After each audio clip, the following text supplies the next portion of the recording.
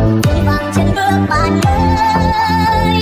Đừng hỏi tôi đã làm gì cho ta, đừng hỏi ta đã làm gì cho cuộc vui hôm nay. Đừng hỏi tôi đã làm gì cho ta, đừng hỏi ta đã làm gì cho cuộc vui hôm nay.